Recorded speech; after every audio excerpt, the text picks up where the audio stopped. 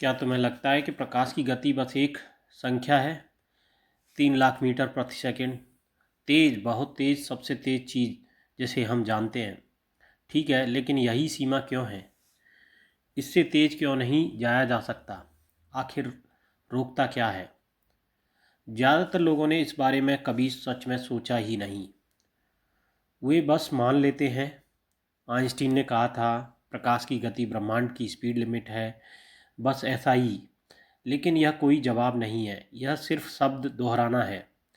जब तुम सच में पूछते हो कि कोई भी चीज़ प्रकाश से तेज क्यों नहीं हो सकती, जब तुम यह जानने की कोशिश करते हो कि असल में रोक क्या रहा है, तो तुम्हें कुछ ऐसा अजीब, इतना मूलभूत, इतना रोज़मर्रा के अनुभव से अलग मिलता है कि वह स्थान और समय के बारे में तुम्हारी पूरी सोच बदल देता है।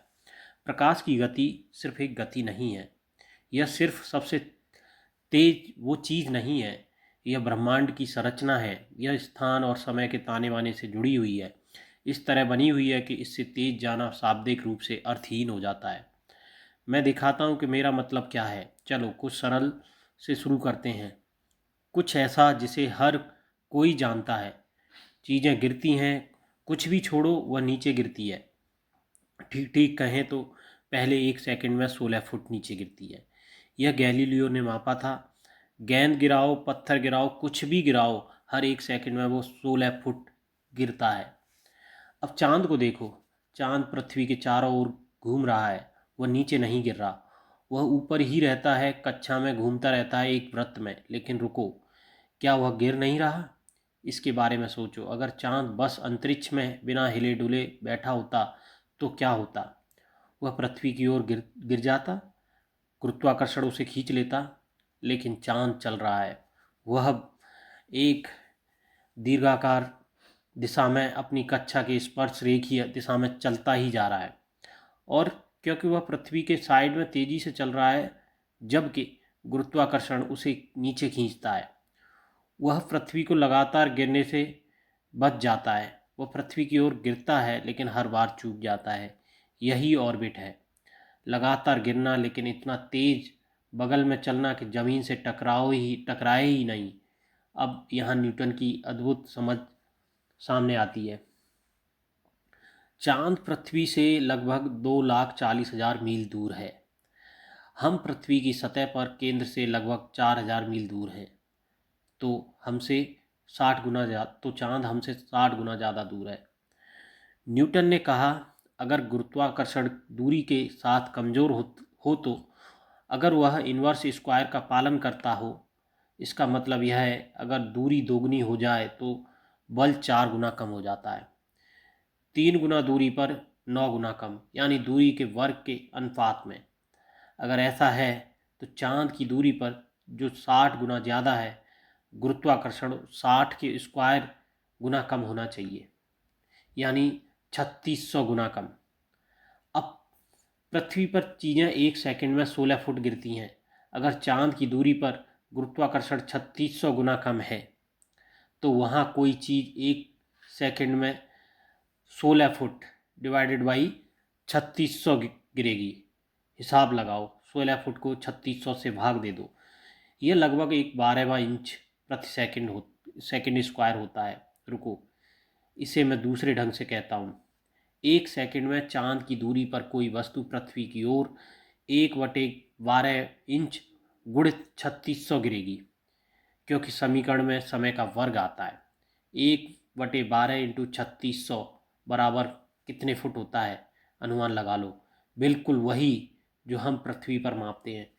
न्यूटन ने गणना की कि अगर गुरुत्वाकर्षण इन्वर्स स्क्वायर लॉ का पालन करता है तो चांद 1 सेकंड में पृथ्वी की ओर कितना गिरेगा, और परिणाम बिल्कुल मेल खा गया।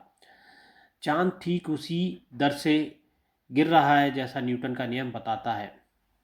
यह बहुत बड़ी बात थी। यह सिर्फ एक विचार नहीं था, यह एक भविष्यवाणी थी। न्यूटन ने दो पूरी तरह स्वतंत्र तथ्यों को जोड़ा, एक पृथ्वी पर गिरने की दर और दूसरा चांद की कक्षा की अवधि और उसकी दूरी। दो ऐसी चीज़ें जो बिल्कुल असंबंधित लगती थीं, अचानक एक ही नियम से जुड़ गईं, गुरुत्वाकर्षण का नियम। इसके बाद पीछे लौटने का कोई रास्ता नहीं था।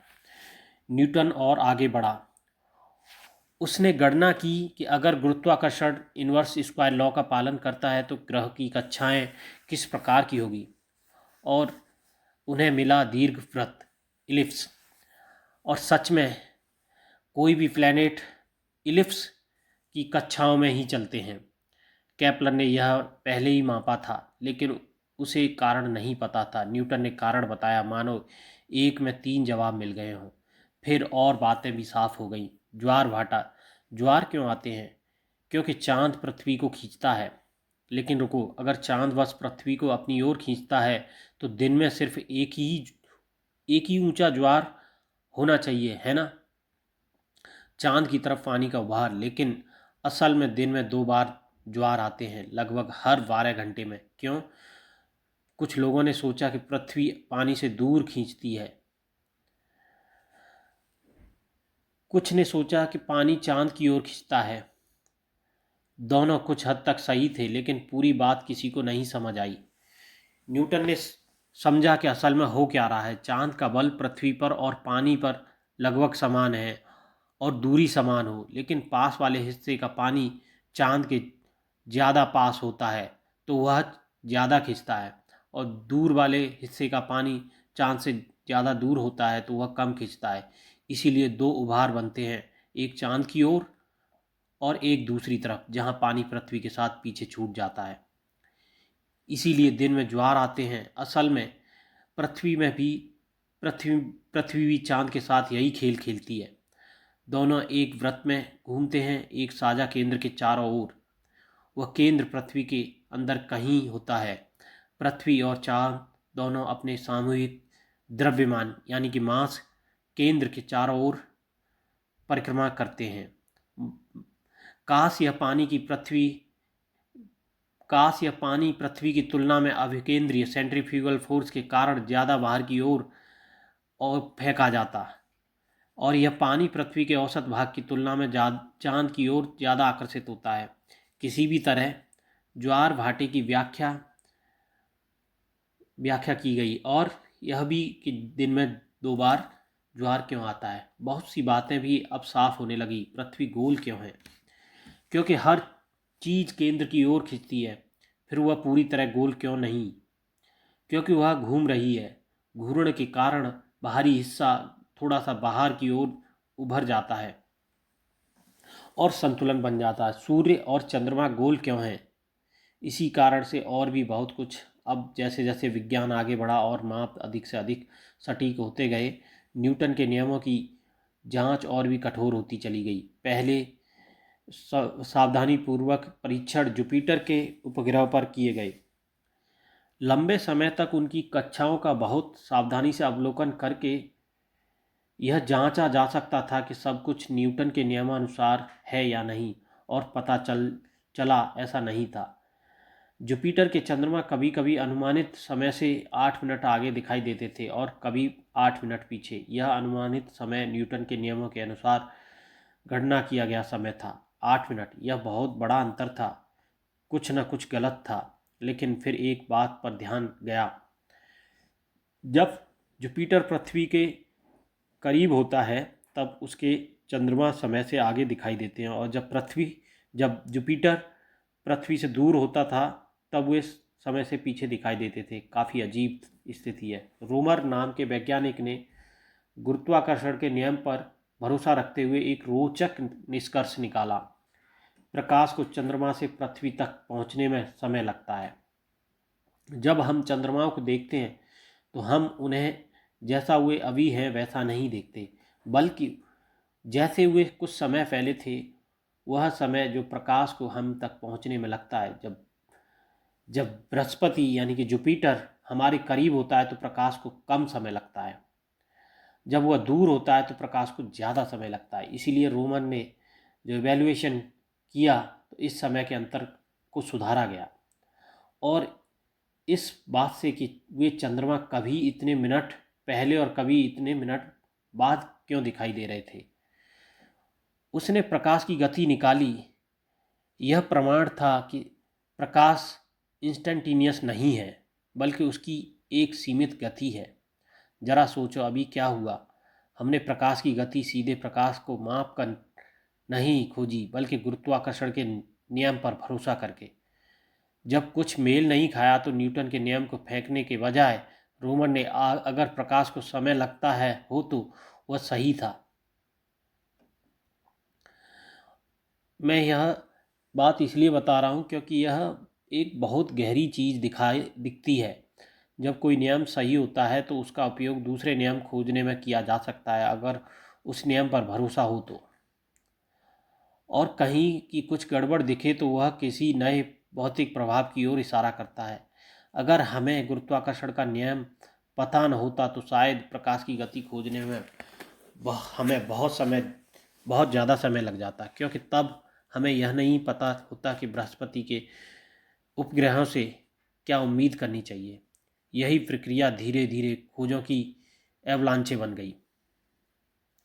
हर नई खोज और भी नई खोजों के औजार देती है, और यह शुरुआत है। यह उस एवलांचे की शुरुआत थी जो पिछले 400 वर्षों से लगातार चली आ रही है, और आज भी हम उसी एवलांचे के साथ तेज़ी से आगे बढ़ रहे हैं। लेकिन अब एक बहुत सी अजीब बात सामने आती है। एक बार जब तुम प्रकाश की गति जान लेते हो, जब तुम उसे माप लेते हो, तो तुम कुछ बेहद अजीब नोटिस करते हो। प्रकाश हमेशा एक ही गति से चलता है, हमेशा। इससे कोई फ़र्क नहीं पड़ता कि उसे कौन माप रहा है। इससे कोई फ़र्क नहीं पड़ता कि तुम कितनी तेज़ी से चल रहे हो। इसे ठोस उदाहरण से समझते हैं। तुम स्थिर खड़े हो, तुम टार्च जलाते हो, तुम प्रकाश की गति मापते हो, सेम वही आती है 3 लाख मीटर प्रति सेकंड। ठीक है, अब तुम एक तेज ट्रेन में चढ़ते हो। मान लो आधी प्रकाश गति से चल रही ट्रेन। तुम टॉर्च ट्रेन की गति में आगे की ओर चमकाते हो। सामान्य समझ कहती है कि अब प्रकाश की गति प्लस ट्रेन की गति होनी चाहिए। जैसे अगर तुम चलती ट्रेन से गेंद को आगे की ओर फेंको तो वह खड़े होकर फेंकी गई गेंद से ज़्यादा तेज जाती है। लेकिन यहाँ ऐसा नहीं होता। तुम प्रकाश को मापते हो तो उतना ही आता है, बिल्कुल वही गति। तुम कहते हो ठीक है, शायद मैंने गलत मापा हो, तो तुम ट्रेन को और तेज करते हो। मान के चलो 90% ऑफ प्रकाश की गति के 90% के बराबर। फिर टॉर्च जलाते हो, फिर मापते हो, फिर भी प्रकाश की गति केवल 3 लाख मीटर प्रति सेकंड ही आती है। तुम झुंझला जाते हो। तुम ट्रेन की जो गति है उसे 99% प्रकाश की गति के बराबर ले जाते हो। फिर टॉर्च जलाते हो, फिर मापते हो, अब भी वही गति रहती है। प्रकाश की गति जुड़ती नहीं है, वह तुम्हारी गति के साथ संयोजित नहीं होती, चाहे तुम कितनी ही तेजी क्यों न चल रहे हो। प्रकाश की गति हमेशा वही रहती है। यह बात तुम्हारा दिमाग हिला देनी चाहिए, क्योंकि रोज़मर्रा की ज़िंदगी में ऐसा नहीं होता। गति जुड़ती है। अगर तुम 50 मील प्रति घंटे की ट्रेन में हो और 3 मील प्रति घंटे की चाल से आगे चलो, तो ज़मीन के सापेक्ष यानी कि ज़मीन के रेफरेंस में तुम 53 मील प्रति घंटे की चाल से चल रहे हो। लेकिन प्रकाश ऐसा नहीं करता। प्रकाश हमेशा तुम्हारे सापेक्ष उसी गति से चलता है, चाहे तुम कितनी ही तेज़ी से क्यों न चल रहे हो। क्यों? आइंस्टीन ने समझा कि असल में हो क्या रहा है। और यह बात इतनी अजीब है, इतनी सामान्य के खिलाफ, कि आज एक सदी से भी ज़्यादा हो गया लोगों को इसे स्वीकार करने में मुश्किल होती है। टाइम एंड स्पेस स्थिर नहीं है, वे लचीले हैं। वे मुड़ते हैं, खिंचते हैं, सिर्फ इसलिए कि प्रकाश की गति स्थिर बनी रहे। जब तुम तेज़ी से चलते हो तुम्हारे लिए समय धीमा हो जाता है। तुम्हारी घड़ी वास्तव में धीमी चलने लगती है और दूरियां सिकुड़ जाती हैं। तुम्हारे सामने की जगह कंप्रेस हो जाती है। ये प्रभाव वास्तविक है, ये ऑप्टिकल इल्यूजन नहीं है, ये मेजरमेंट एरर नहीं है। समय सच में धीमा होता है, स्थान सच में सिकुड़ता है, और जितना वे बदलते हैं वह मात्रा ठीक उतनी ही है कि प्रकाश की गति हर किसी के लिए एक जैसी निकले। मैं फिर से कहता हूँ, ब्रह्मांड समय और स्थान को एडजस्ट करता है, उन्हें मोड़ता है, खींचता है, सिकोड़ता है, ताकि प्रकाश हमेशा हर ऑब्जर्वर के लिए एक ही गति से चले। प्रकाश की गति सिर्फ एक गति नहीं है, यह ब्रह्मांड का स्ट्रक्चरल कांस्टेंट है। टाइम एंड स्पेस इस तरह से व्यवस्थित हैं कि यह गति सबके लिए समान रहे। अब यहाँ बात और भी अजीब हो जाती है। अगर तुम किसी भी चीज़ को, किसी भी वस्तु को प्रकाश की गति तक एक्सीलरेट करने की कोशिश करो तो कुछ बहुत अजीब होता है। जैसे जैसे तुम प्रकाश की गति के पास पहुँचते हो और तेज जाना और कठिन हो जाता है। ऐसा नहीं है कि ईंधन खत्म हो गया, ऐसा नहीं है कि इंजन कमज़ोर है। असल बात यह है कि वस्तु खुद एक्सीलरेशन का विरोध करने लगती है। इसे हम कहते हैं रिलेटिविस्टिक मास इंक्रीज। जैसे जैसे तुम तेज हो जाते हो तुम्हारी इनर्शिया बढ़ती जाती है, तुम्हें और तेज धकेलना और मुश्किल हो जाता है, और जैसे ही तुम प्रकाश की गति के पास पहुंचते हो तुम्हारे इनर्शिया इन्फिनिटी की ओर बढ़ने लगती है। प्रकाश की गति तक वास्तव में पहुंचने के लिए तुम्हें इनफाइनाइट एनर्जी चाहिए, जो असंभव है।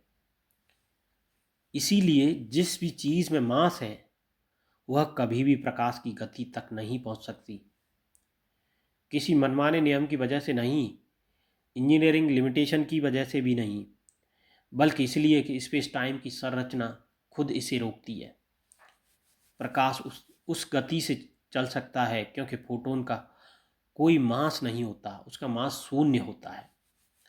फोटोन मासलेस पार्टिकल होते हैं, इसलिए उन प्रकाश की गति से चल सकते हैं। उनके लिए इनफाइनाइट एनर्जी की ज़रूरत नहीं पड़ती।